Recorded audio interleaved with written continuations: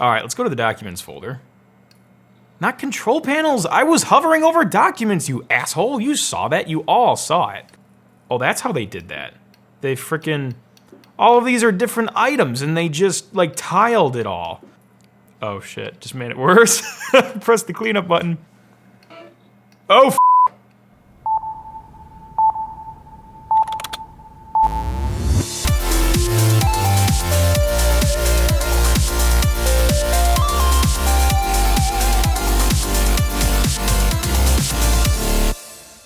Hey guys, how you all doing? Really? That's just great. You know, I'm doing pretty great today too because I found one of these boys, and it's in the box. It's not sealed, but it's still in a box. Like, this was back before app stores and like downloads and stuff were more mainstream. Like, this is how we got our software. We got them in big ass boxes, but I'm sure you already knew that. This was the second version of Apple's new, at the time, professional video editing software, Final Cut Pro, which I actually just talked about in Vintage Apple Vault episode 4, along with the Power Mac G3 blue and white.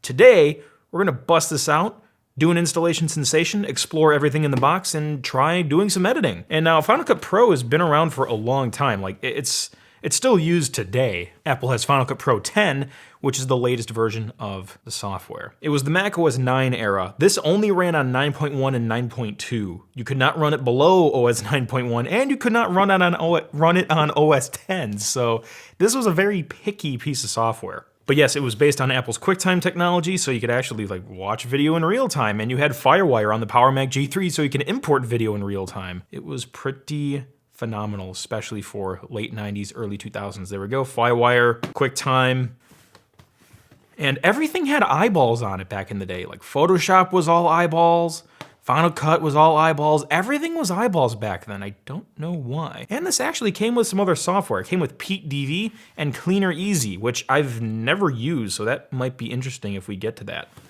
Also, we do have all the guides and stuff in here. You know, it's a pretty thick box because there's print material in here. And there's a tutorial CD, so that's bound to be oodles of fun. So let's open this baby up. Oh, and for the record, I have not opened this up yet. It's popped on top, but that's because I got this on eBay. I have yet to actually open this. First time, here we go.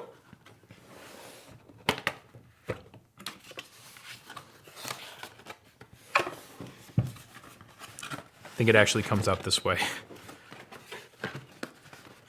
There we go. We'll just set you somewhere back there. Just yeah, we'll just kind of put you in the corner. Nah, you're in the way too much. Get out of there. Okay, so let's see what we got. All right, Final Cut Pro 2 tutorial media. Sure, we'll have some fun with that. Ah, here we go. Digital audio editing for Final Cut Pro. PeakDV. Huh. BIOS. Berkeley Integrated Audio Software. Can't say I've heard of them before, at least not on purpose. I'm gonna have to see if they're maybe still doing stuff. Cleaner Easy for web streaming. And then the Piste de Resistance. Final Cut Pro 2, the actual disc itself. And we have, oh, it also came with a copy of QuickTime Pro. Well, that's awesome. Here are the serial numbers. And a book for the tutorials. We'll flip through that in a bit. Whoa, hang on a second. Keyboard shortcut labels. You could put these on your keyboard. Hell yeah. Register your new product at apple.com/register. I think we're not gonna be doing that. Yeah, it was clearly not filled out by the previous owner. It's all blank. That's kind of cool. And what? Hang on a second. Dude, this is shrink wrapped. Oh, they never popped the cherry on this. So the box was opened, but the user manual is shrink wrapped still. I don't know if I want to open it. Holy shit, guys, that is a thick book. Nowadays, we just have, you know, digital things and forums and all that. I mean, some of that stuff existed back then too, but wow, that's a lot of pages. This is dense. All right, so we have that taken care of. This, though, does not have a seal on it, so we'll take a look at that. And hopefully it doesn't have a seal on it, because I think seals are great, and they should be protected, and they should not be used to hold books together. Final Cut Pro 2 tutorials. Looks pretty self-explanatory there. Follow the arrows. Do the thing in the circle. Add a drop shadow. Oh no, don't tell me this is the dancing video. It is, isn't it? Is this that dancing video with the song that no one can ever get out of their heads? That was like a thing in the early days of Final Cut. Like, you would do the tutorial and this music would get stuck in your head forever. Well, we're about to find out. Okay, so let's boot this boy up and install this guy right here. Got the G3 HP monitor, Pro keyboard, complete with Pro mouse, complete with Final Cut Pro mousepad. It's a real pro day today. Boot it up. Get that tray open, get the disk inside. There we are. Have fun in there. All right, we're loading into 9.2. Happy Mac, good sign. Welcome to Mac OS. I'm glad I had my disk left over from the OS 9 installation frustration episode, because that was the only OS 9 installer that I had lying around that would work on a G3. And without that, none of this would have worked, because again, you can't run Final Cut Pro 2 on OS 10. Here's the disk. QuickTime installer, Mac OS 9 updater. Well, we're on 9.2, so I think we're good. Let's try this. Ooh, I'm digging this, man. Love the old logos, man. The old Garamond typeface, too. Ooh, beautiful. Copyright 2001, there we go. Now we got that answered. Before you install, should I read this? I don't really know if I care. We should have all of these specs. Pretty sure we're good. Okay, with Matrix RT Mac. I'm guessing the RT means real time. Okay, I may be a complete noob here, but I don't know what Matrix or Matrox is. It sounds familiar. Oh, interesting. Yeah, Sony iLink, which was a different trademark of IEEE 1394, which was a type of FireWire. A little bit different in terms of capabilities from Apple's FireWire. That was their trademark name for IEEE 1394. But yeah, I was just talking about that in vintage Apple Vault. It's cool to see that there. It's like kind of historical. Yeah, I don't know what that thing is. Let's just install it. It might be in the manual here, but I'm not popping the cherry on this bad boy. It's sealed. That's mint. Super minty. Installing the Lindy Hop. Yeah, I think that's the thing, the tutorial with the music that no one can get out of their heads. Oh, that's gonna be fun. I'm scared. Whoa, that was quick. That took like 60 seconds. So we do need to reboot, but first we need to do additional installations. So we might as well continue. Oh, is it gonna let us do additional installations from other CDs? Hopefully. Oh, all right, well, we'll just restart then.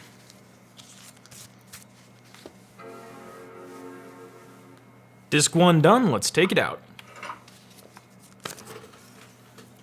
No, don't go back in, you asshole! The Metronic Space card is not installed. Oh. Oh, duh. Yeah, I don't have it needs a card, so that's why that's not gonna work. We should actually address that. Extensions. Let's turn all this shit off. We're gonna apply that. Okay, got that fixed. Now, Cleaner, I don't know really where it got that name. I'm actually just kind of finding out about this now. Cleaner Easy 5 is for web streaming. We even have the QuickTime, Windows Media, and the Reel logo on there. Good old Reel.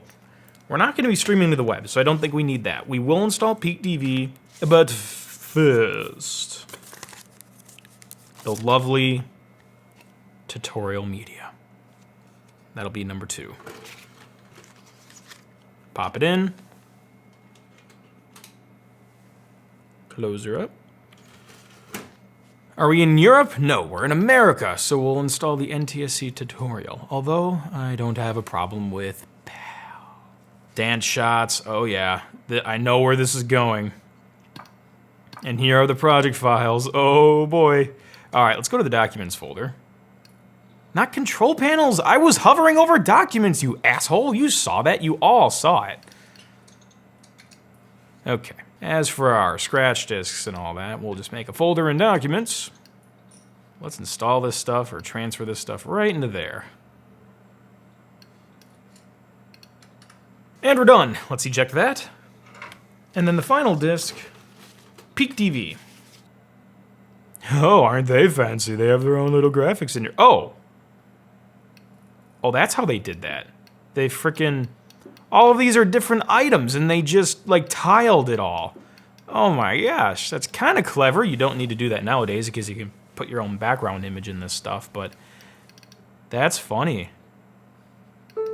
That is pretty funny. Well, I just screwed it all up now. Oh shit, just made it worse.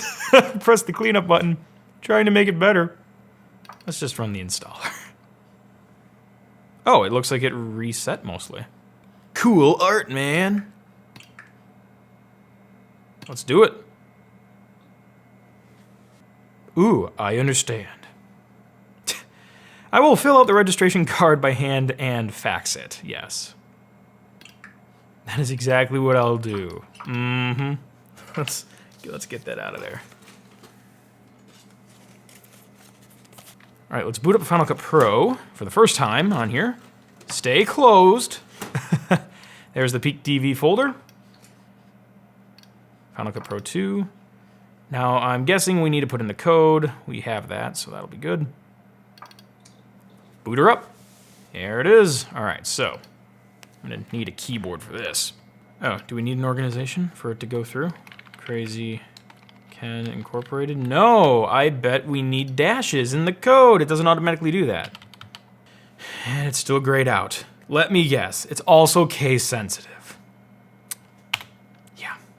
All right, guess we're gonna have to type in that whole freaking code again.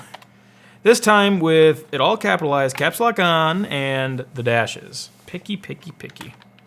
And it's still not working. Why? This is really weird. I don't know what I'm doing wrong. Oh, that was an O, not a 0. Assholes. My gosh, you don't put O's and zeros next to each other? Good grief, man. Hooray! We have liftoff. That was bullshit. Okay. Setup for DV Ntsc. Yes, that sounds about right. Definitely not doing HD on this thing. User mode, standard. Cutting station. Oh, interesting. I've only really used Final Cut Express before the Final Cut Pro 10 day, so I don't know a whole lot about some of these other menus here. Primary scratch disk, yeah, we'll just throw it on the Macintosh hard drive. And yes, we don't have any FireWire devices hooked up. However, if you want to see more Krazy Ken action with FireWire and DV tapes and cameras, you can check out some other episodes on that, just to make sure you're satisfied. Continue, here we go, loading it up. Caps lock key is on, yep, let's turn that off. Here we go, tools, meters, program, source, bins, timeline, menu bar. That is purty. That is really nice. So, let's open a project. Let's open our beautiful tutorial project, shall we? Yes. For those who edited in Final Cut Pro back in the early days, you probably saw this tutorial and you were probably grateful when the song finally got out of your head, but sorry to say, it's about to go back in your head. We are gonna open up the tutorial with the dancing, and I'm guessing it's the same one that came with the original Final Cut Pro. You're gonna hear the music, the dreaded music. Here we go. Little film reel loading icon. And oh, here it looks like we have some unrendered effects, hence the red in the timeline, and I'm guessing this is to cancel the preview, or that's just an X to indicate that we are definitely not looking at this in real time. And then here's our footage. That's not scrubbing too bad for an old G3 without that real-time card. Oh yeah, this is it. This is that tutorial, ladies and gentlemen. Oh boy. So let's take a look here. Let's see. So like here we have our source monitor. We could do some traditional like 3-point edits here. So we could be like, yeah, I want this shot to start here. Press I want it to end here. Press O, and then I would press the insert button, which in this version I actually don't know what it is off the top of my head. I mean, you could just drag it in, but yeah, I don't know the shortcut for insert on here. Yeah, I know there's buttons. You can do an overwrite or an insert. If it's F9, okay, so I could have done F9. The function keys can be set up to open an application document server. Sure. I don't want to do that though, so back off, Chief. You a-hole. I don't need you, boy. Okay, oh, Enable hot function keys. Okay. I honestly didn't even know hot function keys was a thing. I didn't grow up too much with classic Mac OS. I mean, I started on System 7, but then I jumped to Windows and then to OS 10, so yeah. Yeah, hot function keys, that's a thing. That's kind of cool, but it doesn't help us here. All right, let's try that for the 14th time. Okay, there we go. Now we can perform an insert edit. So a little 3-point edit there. Let's try playing some of this back, where we don't have the red bar. You see a couple just moving. That's moving in real time. They're always on the go. They go around in a circle, mostly clockwise. See? Can we do reverse? See how Oh! Versus an analog. Impressive. Now, it looks like it's at like half resolution or something like that. We're definitely not at full resolution playback. But for the version that it's playing back, it's working pretty well. Have our soundtracks down here. Wonder if we can get our waveforms on, if that was even an option here. Yep, show audio waveforms, there we go. And they didn't show up. We probably don't have it zoomed in enough to do that. Still not showing the waveforms. I clearly did something wrong. Now, maybe I need to relaunch. Oh, now we know what the cutting station is. It disables certain features where it's more focused just basically on rough cutting. All right, we could check out the waveforms inside of the source monitor though, or the viewer, they called it in here. Viewer, canvas. I sometimes still say that stuff today. Like in Premiere, it's like source monitor and program monitor, but like sometimes I'll still say canvas and viewer. Just, they're a little bit different worlds. Similar, but different. Just moving. They're constantly moving. A lot of stops, a lot of spins, a lot of boogie steps. Unrendered. And we can just turn off the music in the background. If we don't want to hear that music, we can just disable those tracks, no big deal. Let's get that rendered though. We need this spin effect rendered. It's pivotal. So I'm guessing select it, and it's probably under sequence. Yep, render selection, Command R. All right. Ah, this window. Do you miss that window? It's actually got a little bit of a gradient in the bar there. That's pretty nice. But yeah, that's definitely something we don't see in Final Cut Pro 10 anymore. Thank goodness. All right. Hear the music. Woo! Am I a movie maker yet? Yes, I am. I am a movie maker. Let's take a look at this audio here. I was looking for a reveal in Finder command, but doesn't look like there is one, at least in the right-click menu. I'm just spoiled, I guess. No big deal. I know where the stuff is hiding. Oh, abort. I just did Command H, thinking that would hide this. I'm not in OS 10. I got to go over here and do it. There we go. Let's take a look at that audio file. Jump Town. Let's check out Peak DV. Let's open her up. Does not work with virtual memory. You should turn off virtual memory from the memory control panel and restart before launching Peak. Well, I like to live dangerously, so we are not going to do that right now, but I do need to enter in the serial number. Let's see if we can open an audio file in here, but man, I thought those things were maybe just like music files, but apparently they're like Final Cut Pro documents. I don't know if I can actually open them. Maybe I can, though. It might just be the Finder assigning them a weird file type. Oh yeah, right there, it says QuickTime Movie. There you go. There's my peaks. I've been waiting for you. Let's maximize you. Do some editing. Oh, that saxophone killed my software. Okay, maybe it was serious about the virtual memory thing. Let's just turn that off. Virtual memory off. Guess we'll just reboot the computer again. Okay, take two. All right, we got our peaks, we got our scrubber. We got our meters, time code. It's working now. We can scrub around with the hand tool. Let's say this part is a problem. What could I do to you? Or actually, maybe, let's go to the hand tool, go to the end here. It's kind of abrupt, so let's select that. Now there's two, oh, interesting. There we go, that's actually what I want. I was just playing the one channel earlier. So let's get both channels selected. And we'll go to the DSP menu and we'll do a fade out. And there we go. So now it should fade out at the end. There you go. Much better. Much better. Welcome to Block Bleaster. That's an obscure reference. You probably didn't get it. Oh, you can add more toolbars. Shit. That's cool. All right. All right, so we added a fade out. What other stuff could we do? I mean, it already sounds clean enough, so there's not much I need to fix. We could install some in VSTs. Freeverb. Woo! Yeah, now we can put it in its own space, make it sound a little reverby. It's definitely not catching up, or it's not keeping up in real time, that's for sure.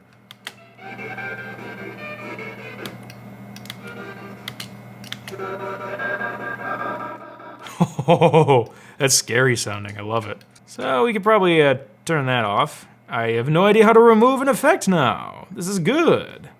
Oh, do I just say none? There we go. That was easy. Zoom at sample level. Ooh. Nice. We're really into there now. Zoom in, zoom out. All right. Well, Jump Town, you're sounding pretty good. You sound so good already, I don't know if I really need to save you. Back into Final Cut Pro. Let's go back to that example. Actually, no, you know, let's make our own new project here. And we'll import some footage. Jeremy Solo. There you go. Look at Jeremy. He's doing a good job. Boogie woogie. Wop, bop, loo, bop, wop, bam, boom, tutti frutti. Okay, so we're gonna put that right there. Let's see. I know we have effects. We have video filters, all that good, shall I say, jazz. That was horrible. Do we have a titler in here? Oh, looks like we do have something here. Yes. We can generate things here. Bars and tone, a matte, gradients, and text. Yes, we don't have Boris yet. I think that came a little bit later. That's like a more fancy pants editor. But we can still make our glorious sample text. So let's put our sample text in here. It's not gonna be rendered. We'll have to render that later. Let's edit that. Go to the controls. And we'll just say, he can dance if he wants to. What font shall we do? Maybe a charcoal. We could apply some motion, even some motion blur. That's pretty sweet having that built in. I think you could click the little crosshair and then just like drag it around. Yeah. Oh my gosh, this is bringing back some memories. Oh, that's a treat. Yeah, I don't know if you could do like drop shadows or anything like that. I mean, at least in here, there were probably like effects you could apply. Oh, never mind. Duh. It's right here in the motion tab. I was like, I know it's in here somewhere. There we go. Let's get a drop shadow on there. Softness. Let's make that really black. Give it a little bit of softness. A little bit of fabric softener. Soften that up. There we go. What do you say? We should keyframe this, huh?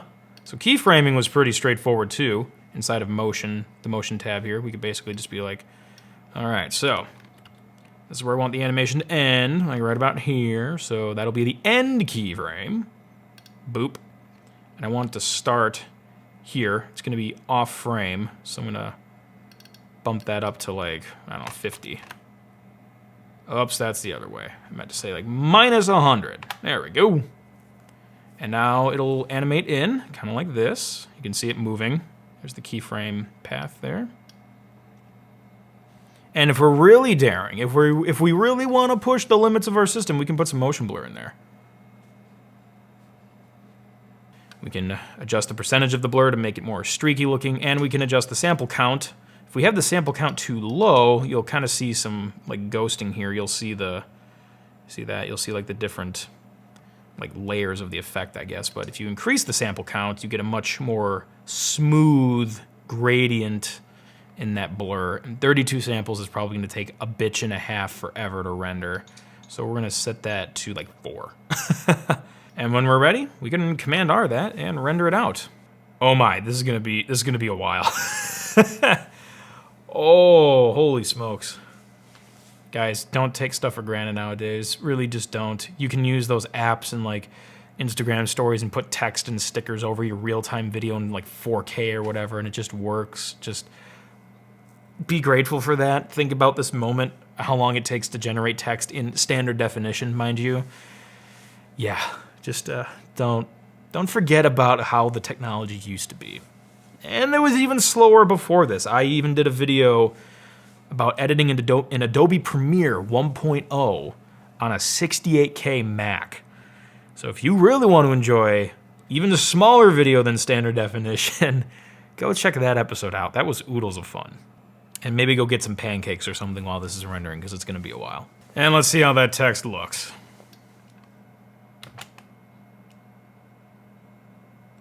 Okay, that was definitely slower than I thought it would be, but I really didn't time it out, so I don't know what I expected. But yep, there's some motion blur there, that's for sure. This, ladies and gentlemen, is my opus. So this opus needs a little bit of something extra. How about a little bit of music? That good old jump town, right? Throw that in there. Boom. There we go. Now the peaks show up. So I guess it shows up for any newly placed files. You know, there was maybe some command to regenerate peaks or something that I missed. Yeah, let's trim that head and just put it there. Let's put a transition on there. A little crossfade. Come on down, everybody swinging. Jump town, now cut that from, man. And no dip to black, because we don't do that here. Just kidding, I normally would. But I think we're fine. So when our opus is complete, I believe we just go File, Export, Final Cut Pro Movie, QuickTime. Not 100% sure what the difference is. Let's find out. That must be something that's only used inside of, or at least mostly inside of Final Cut Pro. But let's just do QuickTime. System 7 sound. Oh, we can go way back with this. Yeah, we'll throw it on the desktop. We'll just call it Sequence 1 because we're original. Let's take a look at the settings. Quality, medium, compression, video, as in like Apple video? I mean, we could do, oh yeah, no H.264 yet. Duh. At least not available on here. That'll be fine. And save. And it will start exporting. And we're done. So we can go to the desktop here. Here's our movie. Open it in QuickTime. Yeah, it's QuickTime Pro. Later, I actually do have activation for that because of Final Cut Pro being installed. But there's our movie. We can scrub it. Looks beautiful. Jump town, now cut that from, man. Come on down, everybody swing. No, compression artifact. So beautiful. It's so pretty. Frickin', I just want to flip open the tab. Cool, man. So that is Final Cut Pro 2 on OS 9 on a Power Mac G3 blue and white. And if you haven't seen those other videos I was talking about earlier, I highly recommend checking those out too. And also, I love hearing stories about your older Macs, if you had them, you know, if you used video editing software back in the day. Like, I love learning about that stuff. The stories some of you guys share in the comments are freaking awesome. So if you have any of those about old editing software, it doesn't even have to be Final Cut Pro, it could be anything. Just let me know down below. This was a lot of fun, good nostalgia trip. It's good to see how software has evolved. Thanks for sticking with me. Catch the crazy and pass it on.